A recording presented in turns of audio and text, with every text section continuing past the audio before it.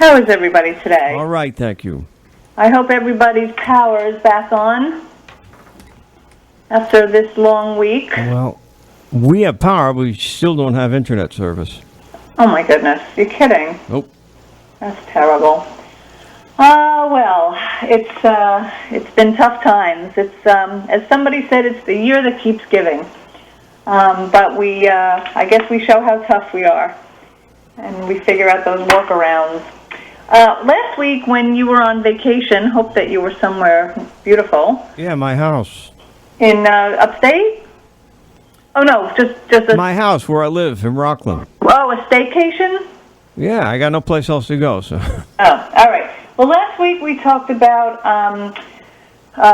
the Palisades Center filing a tax certiorari. Oh, I knew that was going to happen. Well, I think everybody must have known that. This week we reported on Pfizer wanting to lower its taxes by a mere 93%. This tax certiorari actually has been winding through the courts for at least 5 years, the New York Supreme Court. And the way it goes right now is that they are asserting that their assessed value of $62.5 million should be lowered to $4.35 million, which is a 93% reduction. Let me say that one more time. $62.5 million down to $4.35 million, a 93% reduction. And once again, Pfizer, the petitioner, filed the certiorari after the town of Orangetown's Board of Assessment Review denied the grievance. So, like I said, this has been winding through the court. Every year, they, for at least the last 5 years, they have put in a tax grievance. But the difference now, it seems, is that there's finally some movement because in June 2020, according to the recent court documents, it seems that finally there's been a physical inspection of the property, and that there's a court conference that's scheduled for later this month. So, we think about the Palisades Center wanting to reduce its taxes by 50%. Its evaluation by 50%.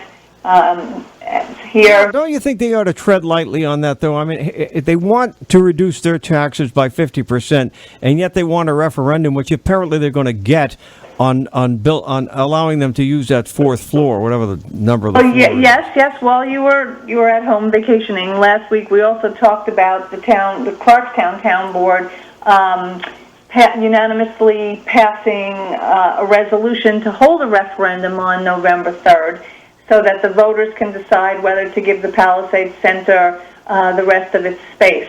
I think on that argument, it can probably be seen in two different lights.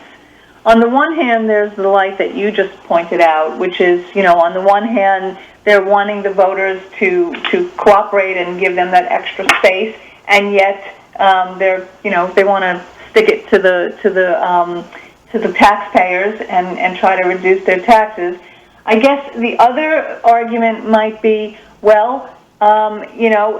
if they approve that referendum and the mall has the capacity to bring in more revenue, more tax revenue, then maybe it's less eligible for a valuation that cuts that deeply. So I don't know. It's going to be interesting to see if resentment over the tax certiorari influences the way voters feel when they go to the voting booths or write-in on November 3rd on this referendum. That will be interesting to watch. That's definitely going to be on the ballot now, right? Yes, that is definitely going to be on the ballot. That was, like I said, voted on the week before last. Yep. And there was the controversy within the council itself was that Don Franchino, who's really been the crusader to get this on the ballot, wanted in the language of the referendum to include that the town supports lifting the restrictive covenant. But Councilman Frank Borelli seemed to win the day because he did not want the referendum question to include the advocacy of the town to lift the restrictive covenant. So the question is just a straightforward question that asks the voters outright, do you want to lift the restrictive covenant? And yes, it will be on the ballot, and I assume this will be a very, that there will be a big turnout for this election, given the nature of this coming election. So, I think it's going to be down to the kind of messaging that the town does or does not do to either encourage people to lift the covenant or not. Not. I mean, the town, I think, would if they're going to do any messaging at all, there definitely seems to be unanimous agreement among the town council members that it's to the advantage of everybody to lift the restrictive covenant and let them all use that space for, whatever might generate revenue, even though, of course, they're looking at so much empty space, which was happening before the pandemic and which was accelerated by. Who makes the final decision on the tax cert as to whether the mall is rightfully? That's the New York Supreme Court. Okay. Now, what's interesting is that, if you look in history, and that's, if you go online and take a look at the story that I did on this, the reason that I did the story was to give it the Pfizer and the Palisades Center tax certiorari some perspective. In the past, both of those entities have had successful tax appeals. You might remember in mid-2013, the Clarkstown School District and the town of Clarkstown agreed to a $20 million. Yeah, they settled out of court, didn't they? Yeah, and that really hurt the school district. And in 2011, Pearl River, they settled, Orangetown negotiated with Pfizer, and that resulted in a multi-million dollar, that resulted in a, a 2.3 million refund, for Pfizer.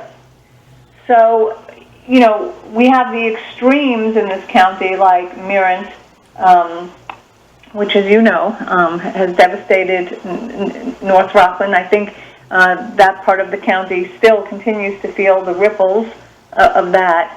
And so, I think what we're going to see in this economic environment are a rash of tax appeals and certiorari cases. And, we're a small county. And when these big entities file these tax certioraries, they have consequences for the school districts and for the taxpayers at large. Absolutely. So, yep. Yeah, so we need. Who's going to go belly up first? The municipality or the filer? Whatever. There really is. I mean, I have to say, there is a terrible feeling of uncertainty. I mean, everybody, from the biggest guys to the smallest guys, everybody wants help right now. Everybody is feeling, like they can't manage. And so, I don't know. I don't see the federal government stepping up. I mean, what a disaster that is. So, and the states, can carry the weight. I mean, I'll just end with this, is Trump's big $400 unemployment benefit that he waved around in his executive order, that is not what it seems, because that requires the state to kick in 100 of those 400 weekly dollars, 25%. Does New York State have enough money to kick in $100 for every unemployed person or gig worker to add on for unemployment benefits? We know that they don't. So it's, we're in, Well, in that case, I don't want to get too far afield, but in that case, it was a starting point. Shame on the Congress of this country and I'm not a Trump supporter, I say that categorically, but I am a fair-minded person, and I always have been. And shame on the Congress for not coming up with something and pushing it to the point where the president had to introduce his own proposal. Well, Good, I agree. Shame on Congress. Trump's proposal is not going to have any teeth. It's going to be challenged. It's going to go straight to the courts. So I understand what he's doing. Maybe it'll push Congress, but we're flying without a net. That's the bottom line. We're flying without a net. We're in a time where nobody knows where to look. So at the very least, stay educated, keep reading, keep yourselves informed. All right, thank you. That's Tina from the Rockland County Business Journal, RCBiz, journal.com. Stories are frequently updated every hour, every day. You got it. Thanks All so right, much. thanks. Okay.